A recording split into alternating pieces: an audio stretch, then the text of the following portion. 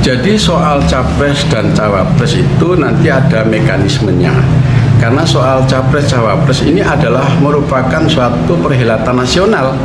Jadi tidak hanya dari satu sisi provinsi atau dari cabang, itu tidak ya. Tentu itu nanti ada forum khusus. Forum khusus di mana nanti di dalam Mukercap atau Rapimcap, kemudian Mukerwil atau Rapimwil, kemudian nanti bisa juga Mukernas atau Rapimnas. Itu tidak ingin sekedar partainya itu dijadikan sebagai angkutan kota saja untuk mengantar capres-cawapres itu sampai ke KPU, kan bukan itu, tetapi kita harus ada kontrak politik yang jelas ya itu. Nah, inilah yang sedang difinalkan oleh tim yang dibentuk oleh KIB yang terdiri dari perwakilan dari 3 partai itu. Pimpinan wilayah hadir di Jogja. Dan mereka semua menyusuli hasil rapat yang semalam diadakan sebagai rapat gabungan antara pimpinan majelis-majelis partai dengan pengurus harian Dewan Pimpinan Pusat Partai. Pada prinsipnya kita melakukan evaluasi terhadap seluruh bakal calon presiden yang muncul maupun yang kemungkinan akan muncul. Ini penting karena sebagai sebuah partai politik kami harus mengambil sikap. Dan dalam politik, pengambilan sikap itu soal momentum. Kita tidak ingin kehilangan momentum karena berkali saya sampaikan di banyak kesempatan bahwa P3 ingin memegang saham seri A dari pencalonan bakal calon presiden kita besok. Artinya kita memang ingin mengusung bakal calon presiden yang sejalan dengan Partai Persatuan Pembangunan di satu sisi, bisa kita titipi politik amar ma'ruf nahi mungkar pada sisi yang lain, dan yang tentu kemungkinan besar berdasarkan survei-survei yang memang hari ini merupakan pendekatan ilmiah untuk membaca opini publik, kemungkinan besar menang. Namun bahwa memang di antara bahan evaluasi yang disampaikan oleh majelis-majelis tadi malam, kita perlu memiliki bakal calon presiden yang memiliki kedekatan secara historis, emosional, maupun rekam jejak yang memang sesuai dengan karakter Partai Persatuan Pembangunan. Memang dalam sebuah pengambilan keputusan pasti tidak bisa memaksakan semua keputusan itu bulat, tetapi sebagaimana dikatakan di dalam Al-Quran, فَإِذَا عَزَمْتَ فَتَوَكَّلْ عَلَى اللَّهِ. Kalau kita sudah mengambil keputusan, ya semua sam'an wa ta'atan. Kita semua mulai dari Dewan Pimpinan Pusat sampai dengan tingkat ranting, semuanya diinstruksikan untuk menyukseskan keputusan ini. 19 musyawarah kerja wilayah ya. Sekarang 19 ya? 16 mengusulkan 19 ya. Itu mengusulkan Mas Ganjar ada 16, kemudian ada 2 mengusulkan nama Mas Anies, dan kemudian 1 mengusulkan nama Pak Sandi. Tetapi memang perkembangan dari pandangan umum yang disampaikan oleh wilayah-wilayah di Rapimnas menunjukkan memang nama Mas Ganjar semakin banyak disebut oleh wilayah-wilayah terutama dari Indonesia Timur ya. Dan ini merupakan bahagian dari pandangan mereka yang tentu kita tangkap secara seksama. Capres berkali saya sampaikan hari ini relatif nama-nama itu tidak akan keluar ya. Perkiraan kita dari nama Mas Ganjar, Mas Anies, dan Pak Prabowo. Karena 3 nama inilah yang memiliki elektabilitas tertinggi berdasarkan survei. Hanya kalau kita berbicara tentang bakal calon presiden, ini yang masih akan menjadi pertarungan yang lebih seru sebenarnya dalam 3 sampai dengan 6 bulan ke depan, karena memang pendaftaran bakal calon presiden ini nanti pada saat bulan September 2023. Jadi kalau kita hitung dari hari ini ya masih 4-5 bulan lagi. Dan dinamika sana masih akan sangat kuat.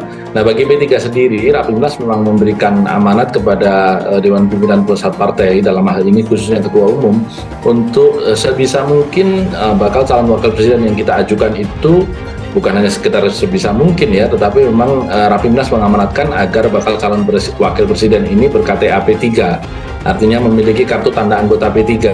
Kenapa? Karena tadi kesejarahan yang disampaikan oleh Pak Mardiono, begitupun kalau berbicara misalnya dalam konteks yang tadi Anda sebutkan, Ganjar di Jawa Tengah memang memiliki wakil kader Partai Persatuan Pembangunan, yaitu Gus Yassin Maimun Zubair. Pada malam hari ini terlihat kita solid, guyup, dan rukun. Dan seperti mekanisme yang dipahami bahwa KIB tidak akan mencampuri urusan internal partai masing-masing. Saya P3 GPK Al-Quds pilih dukung Anies Baswedan ketimbang Ganjar. Kiai Haji Lutfi, Ganjar langgar syariat. Dikutip dari warta kotalive.com Jakarta, sejumlah simpatisan hingga sayap Partai Persatuan Pembangunan P3 tak akan mengikuti keputusan DPP untuk mendukung Ganjar Pranowo di pemilihan presiden. Salah satu yang menolak dukungan DPP P3 terhadap Ganjar itu yakni Gerakan Pemuda Ka'bah GPK Al-Quds Purworejo Kebumen. Organisasi saya P3 GPK Al-Quds Purworejo Kebumen tolak Ganjar sebagai capres. GPK Al-Quds menilai Ganjar Pranowo belum bisa menyejahterakan masyarakat Jawa Tengah. Hal itu terlihat masih banyak warga Jawa Tengah yang hidup di bawah garis kemiskinan. Selama 2 periode memimpin Jawa Tengah belum bisa mensejahterakan rakyat, terutama para petani, dan terindikasi terlibat korupsi EKTP, kata Kiai Haji Muhammad Lutfi Rahman dikutip dari kompas.com pada Kamis 27 April 2023. Pria yang akrab dipanggil Gus Lutfi ini menyebut Ganjar juga diduga banyak melakukan pelanggaran syariat saat memimpin Jawa Tengah. Saudara Ganjar Pranowo yang menjadi pilihan P3 terbukti banyak sekali melakukan pelanggaran syariat terhadap agama, kata dia. Disampaikan GPK Al-Quds secara tegas menyatakan dukungannya kepada calon presiden Anies Rashid Baswedan. Anies yang dipandang lebih pro terhadap kepentingan umat Islam, Gus Lutfi menambahkan, dukungan kepada Anies Baswedan itu dinilai sesuai dengan aspirasi kalangan bawah para pemilih P3 dan terbukti berhasil memimpin ibu kota Jakarta meski hanya 1 periode.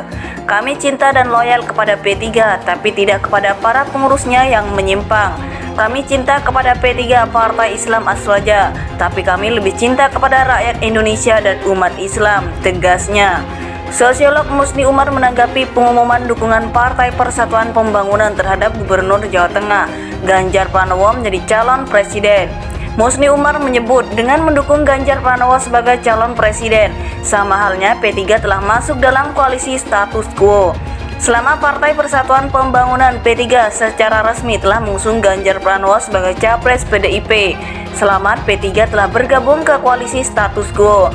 Tulis Musni Umar dikutip Warta Kota dari Twitter pribadinya Rabu 26 Maret 2023. Meski demikian, Musni Umar punya prediksi pribadi mengenai arah angin para kader dan simpatisan partai berlambang Ka'bah itu.